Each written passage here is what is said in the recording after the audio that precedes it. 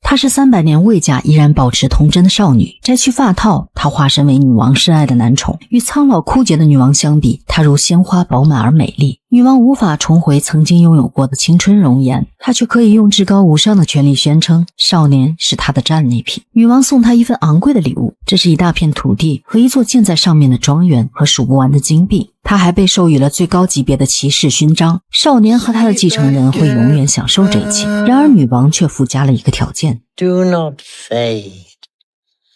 Do not grow old. 女王的话似乎成为一个魔咒，伴随了少年整整400年。这部1992年的电影，23年后的今天看依然前卫的要命。谁都无法想象，这竟然是部写于1928年的小说，被定义为世界上最长最动人的情书。让我们一同走进这部让人头脑中可以充满各种疯狂念头的电影。2年前，绝代佳人奥兰多只有16岁，她出生于和女王有血亲的古老英国贵族。她总是依偎在橡树下，拿着纸和笔，沉浸在自己的世界。她拥有良好的教育，敏感又略带忧伤。她热爱诗词和写作，向往大自然。直到这天，女王来她家做客，奥兰多换上宫廷礼服，去见传说中最美的女王。他狂奔至女王面前，单膝下跪，端着浸泡着花瓣的洗手盆为她服务。他一直不敢抬头，仅仅看到女王布满皱纹的双手。女王并未怪罪他的鲁莽，而是略带深情地望向他。晚宴时，奥兰多为女王吟诵自己写的诗歌，其中关于对年轻的赞扬让年老的女王面露不悦。父亲连忙解释，儿子口中的美丽正是在歌颂女王。四目相对的那一刻，脾气暴躁的女王爱上了青涩的奥兰多。女王喜欢他纤长的美腿和英俊的面孔。I want you here in England with me. You will be the sun of my old age and the limb of my infirmity.My favorite, my mascot. 奥兰多虽成为女王身边的红人，却深感孤独。不久，女王去世了，奥兰多的父亲也紧跟着离开了人间。奥兰多倍感迷茫，死亡的降临让他意识到自己会目睹身边所有人的离去，这份无助感始终围绕着他。他与一位贵族小姐订婚，但这仅仅是社会约定成俗的惯例。他并不爱这个女人。1610年的英国大双节，英国贵族举行盛大的仪式，他们毫不同情坠入冰层的劳动者，而是耻笑这些可怜的穷人。奥兰多遇到了俄国外交官的女儿萨莎，她身材娇小，面容乖巧，围绕着父亲潇洒地在冰面上画出完美的曲线。仅一瞥仿佛唤醒了奥兰多沉睡多年的爱情，他忘记了身边的未婚妻。 Who's that? I believe she's the daughter of the Muscovite ambassador.Rather delightful. 晚宴上，几位贵族男人在萨莎身边谄媚。萨莎并不喜欢他们，而是故意和坐在对面的奥兰多用法语交流。一颦一笑间，他们的默契一览无余，似乎王宫的人都看出了两人的端倪。未婚妻更是怒火中烧。好友告诫他不该自毁美好前程，奥兰多并不认同，他只想追随本心。他疯狂地爱着萨莎，为了她，奥兰多宁愿去狩猎一只野狼，而不是一只乖乖的小兔。他要畅饮伏特加，而不是没有后劲的 whisky。未婚妻怒火中烧，质问奥兰多 My lord, have you quite forgotten that we are betrothed? My lady, I am being constantly reminded. You speak so lightly of it. You've betrayed me.The treachery of men. 奥兰多与萨莎坠入爱河，他多愁善感，即使萨莎与他厮守，他依然担心萨莎会离开他。 Can't bear this happiness to end. But we are together. Yes, now. But what about tomorrow? And the day after? I think you suffer from a strange melancholy, which is you suffer in advance.浓烈的爱甚至让奥兰多产生幻觉，他看到萨莎亲吻了水手，他飞奔上船撕扯水手，却被反扑摔倒。萨莎不禁对奥兰多生出反感之情，他解释刚才水手只是将他放在甲板上，是该死的迷雾蒙蔽了奥兰多的双眼。这一刻，电影中奥兰多用男性自私的口吻将女性物化。 Stay with me. Don't ever go. But it's impossible. But why? Because when the ice breaks, we must go. Our destinies are linked.You're mine. Why? Because I adore you. 他与萨莎约定要一起私奔，然而约定的这天，萨莎却并未出现。寒冬已过，春回大地，突如其来的大雨使泰晤士河的冰面断裂。他又想起萨莎说过的话，冰层断裂的日子就是他离开的时候。奥兰多的梦被粉碎，巨大的耻辱让他愤怒。奥兰多爱的不只是萨莎，也是他自己。可向往自由的萨莎需要足够的宽容才能撑得起他，狭隘的天地只会让他窒息。他们虽足够亲密，奥兰多却从未走进萨莎的心。萨莎对他比翼轻视，同样暗示了他们的爱会以悲剧告终。 The treachery of women. 这句话也是之前未婚妻曾留给他的，如今却在自己身上应验。失恋让奥兰多整整沉睡了7天才苏醒，医生每天都来却找不出原因。这天清晨，他终于醒来，他与初恋彻底告别，同样也告别了年少轻狂。 I can find only 3 words to describe the female sex, none of which are worth expressing.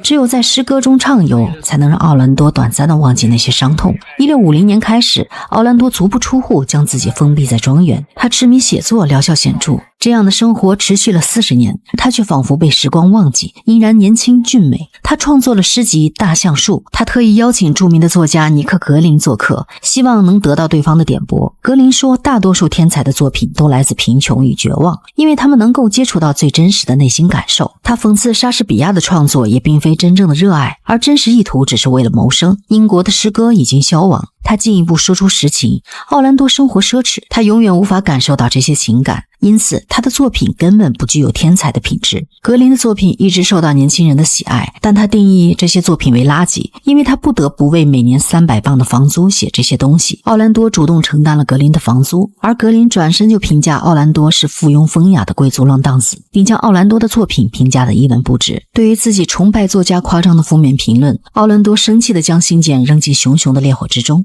但他还是固执地膜拜格林，爱惜他们的友谊，支付了他承诺过的房租。时间来到1700年，在爱情和诗歌方面都遭受到巨大打击的奥兰多将目光投向了政治。他请求国王派他去君士坦丁堡担任大使。奥兰多认真履行职责。起初，君士坦丁堡国王对奥兰多的到来并不感冒。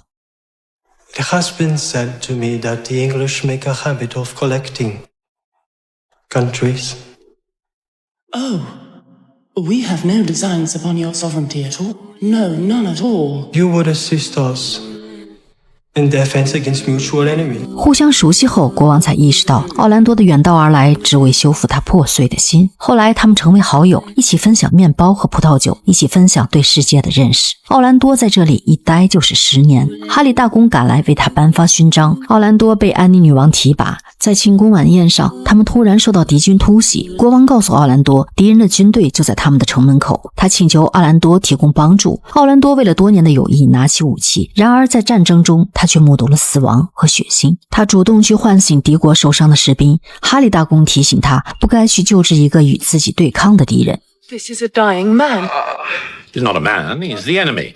奥兰多陷入沉思，他厌恶残暴与权力带给民众的苦难。在100年的沉淀中，奥兰多越来越多地融入女性的慈悲与包容。强烈的痛苦使他失去知觉，他再度沉睡。7天后，他披着满头美丽的卷发，在一片神圣的光芒中醒来。摘掉发套的那一刻，他与之前的性别身份彻底告别。奥兰多汲取了月亮的晨辉，抛弃了代表男性过去的衣物，变成了女人。 Same person. No difference at all. 性格变化让奥兰多欣然多了份笃定，他与之前的英俊男子划清界限。奥兰多穿越沙漠回到他的祖国，身份也从奥兰多成为奥兰多夫人。他开始理解那些惩罚和特权。之前有过30年男性经历的人，奥兰多一直理所当然地认为女性要温顺、保持贞洁、有教养、装扮得体。等她成为真正的女人，奥兰多每天都要花上几个小时才能穿上胸衣、衬裙和巨大的裙罩。单单梳洗打扮的时间，就让他对女人产生了无比的敬畏。巨大无比的裙摆虽然美丽，却束缚了女人迈出的每一个步伐。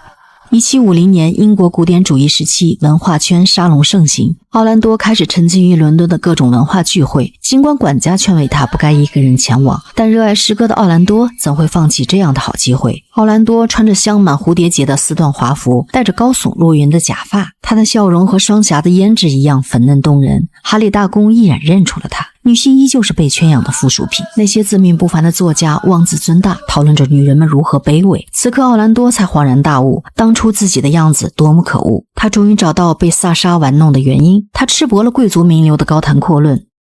You are poets, each one of you, and speak of your muse in the feminine.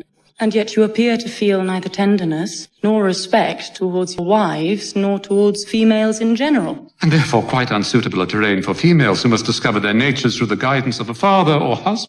And if she has neither? Then, however charming she may be, dear lady, she is lost. 奥兰多沉默了。那个时代，女性没有继承权，也没有自己的财产，甚至工作都很难找到。似乎唯一的生存方式就是嫁人。奥兰多站在男性立场上，反思之前对女性的偏见和误解。此刻，他对女性遭受时代束缚的痛苦感同身受。灾难接踵而来，一回家他就收到几份诉状。贵族认定奥兰多一直是女性，却假装对女王呈现出男人的面目。他根本无法得到女王承诺的土地和皇室遗产。他们要求追回女王赠予他的房产和礼物。哈利大公向奥兰多求婚，以赋予他体面。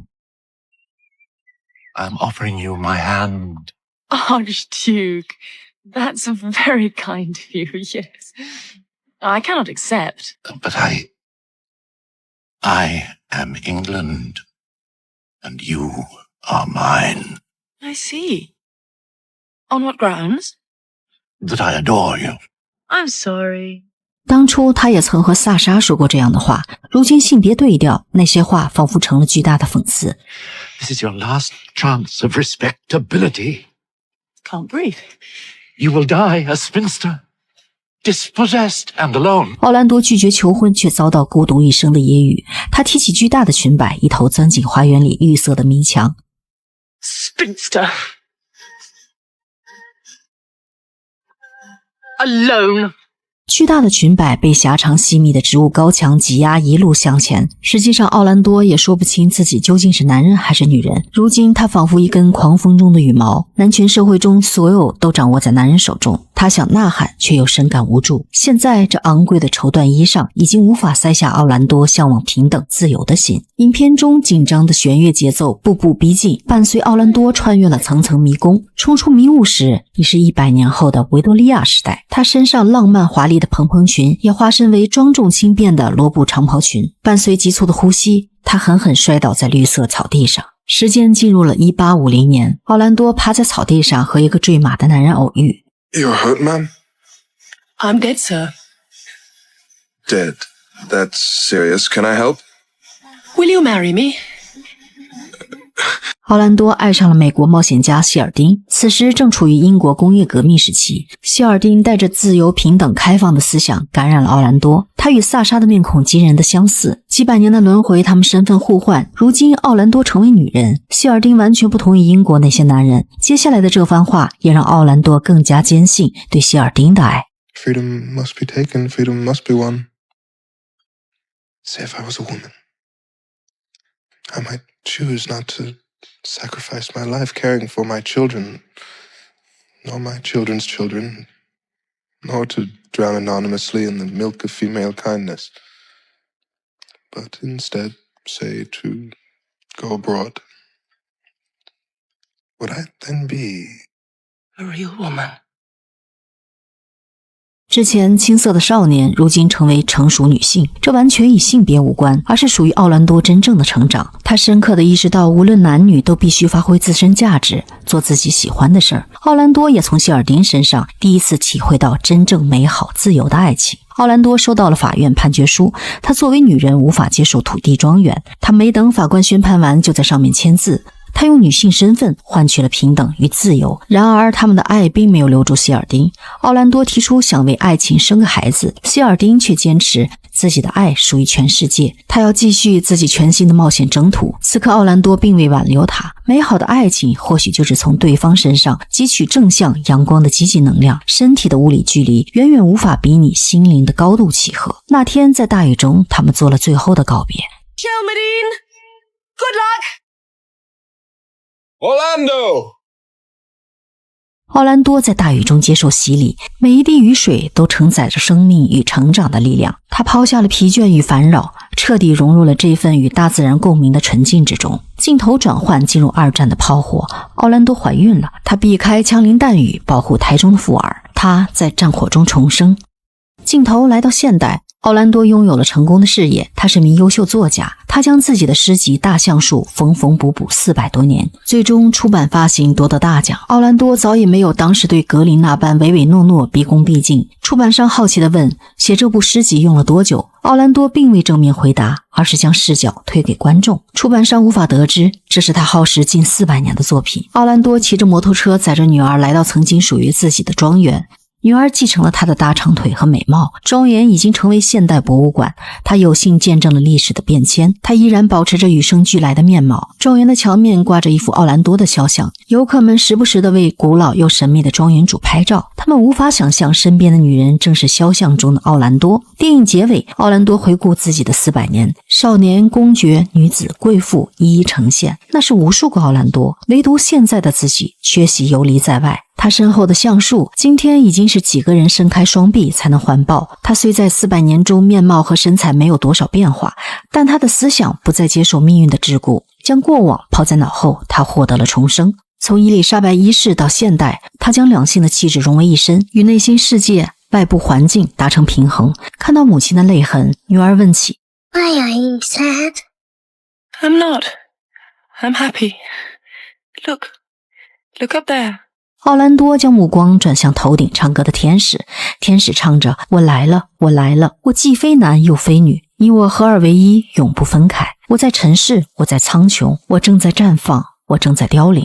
虽然这是部1992年的电影，这样摩登先锋的改编剧本至今看来依然稀有高级。女导演莎莉波特改编了20世纪英国女作家弗吉尼亚·伍尔夫的同名小说。这部典型的超现实主义影片用死亡、爱情、诗歌、政治、社交、性和重生串联起奥兰多一生的各个时间点，也串联起他思想觉醒的过程。患有双向情感障碍的女作家饱受精神疾病的折磨，反复患上抑郁症，曾2次自杀的她无法突破男权社会，情绪低落。奥兰多是伍尔夫的期盼与憧憬，他期望女人能像奥兰多一样冲破束缚，掌握自己的人生。400年的时光也是一部瑰丽的大英帝国服装史，从伊丽莎白一世直至维多利亚女王时期，再到2战和最后的现代，从17世纪生机勃勃的巴洛克风到18世纪繁花似锦的新古典主义，再到简洁干练的现代裤装，没人比蒂尔达·斯文顿更适合演绎奥兰多千变的人生。同样，出生于苏格兰最古老的家族之一的斯文顿，他轻松地在男女间转换，挤掉实力雄厚的竞争对手，获得了国际大奖。他面对天降的荣誉，像极了奥兰多获得名望后荣辱不惊的淡然。斯文顿模糊了性别界限，他饰演的奥兰多纯净会说话的眼睛，悲愤交加的咒骂，